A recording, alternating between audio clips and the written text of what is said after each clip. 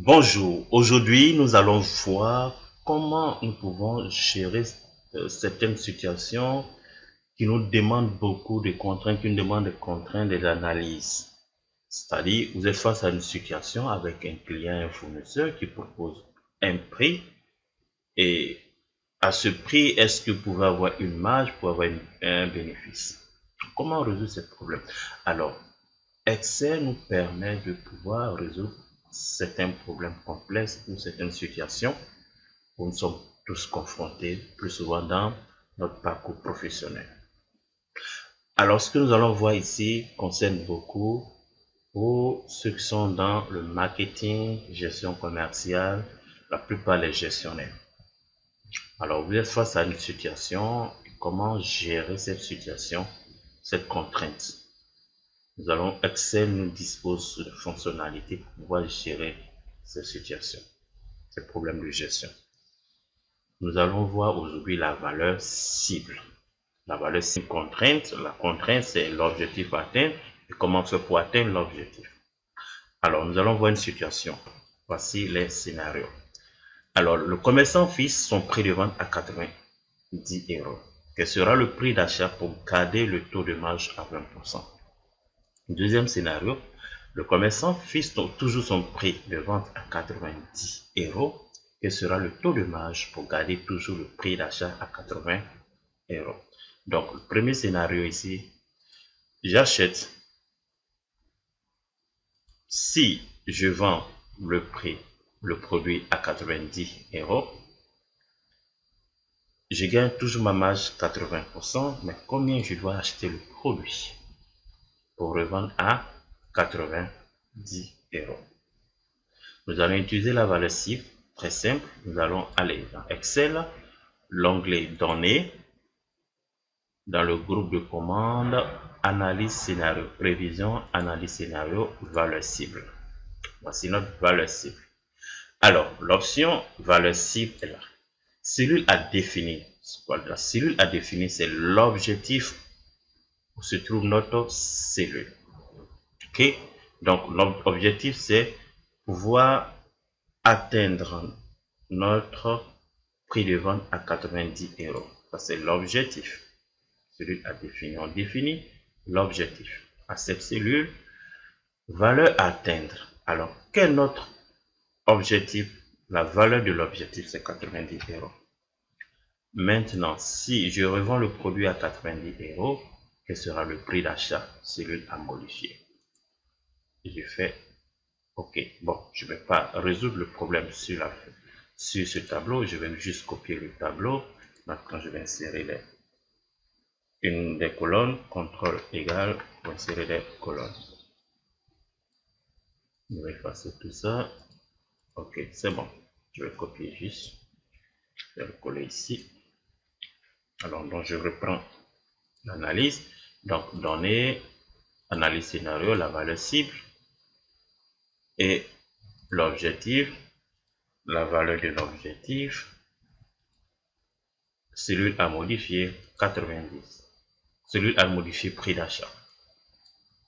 Je fais OK. Et voici ce que le Excel me donne comme résultat. Donc, si je vends le produit si je veux vendre le produit à 90 euros, alors je dois négocier un prix d'achat de 72 euros pour garder toujours la marge de 20%. Mais il peut arriver que le vendeur, le fournisseur, va accepter à ce prix, 72 euros. Alors, qu'est-ce que nous allons faire encore?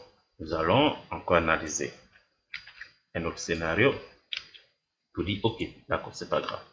Nous allons toujours revendre le produit à 90 euros et acheter à 80 euros. Donc, le vendeur ne souhaite pas diminuer son prix de vente. Il garde toujours à 80 euros. Alors, nous allons voir notre marge. Que sera notre marge? Si j'achète le produit à 80 euros et je revends à 90 euros, que sera ma marge? Donc, toujours analyse scénario, valeur cible. Alors, c'est notre valeur cible. La cellule valeur cible et la valeur cible c'est 81. Cellule à modifier. Ici, cette fois-ci, Ça sera notre marge. Quel sera le taux de marge? Ok. Et voici ce qu'elle me propose.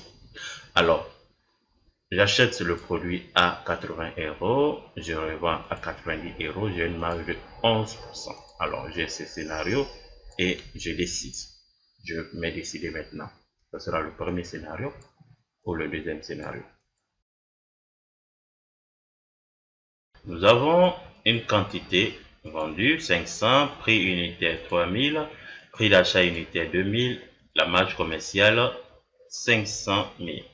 Alors la marge commerciale, c'est la quantité vendue multipliée par la différence du prix de vente moins le prix d'achat. Alors, voici ma marge commerciale. Mon objectif commercial ici, c'est d'atteindre une marge commerciale de 800 000 €. Donc, ça veut dire, là, je dois augmenter les quantités vendues, ou je dois augmenter le prix de vente, ou je dois diminuer le prix d'achat. Donc, c'est les scénarios que je dois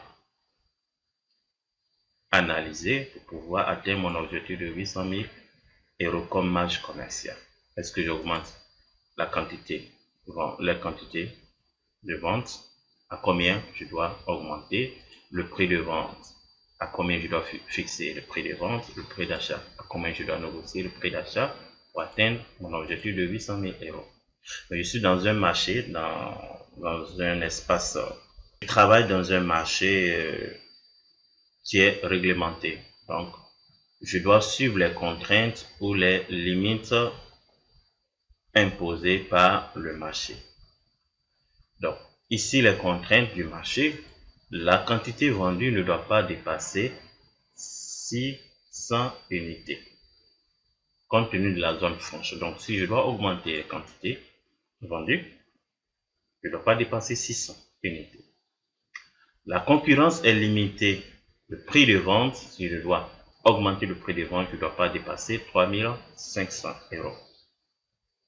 Si je dois négocier le prix d'achat, je ne dois pas négocier un prix inférieur à 1800 €. Donc, la quantité vendue, je ne dois pas dépasser les 600 unités. Le prix de vente, le prix que je vais fixer, ça ne doit pas dépasser 3500 et le prix d'achat unitaire négocié, je ne dois pas négocier inférieur à 1800.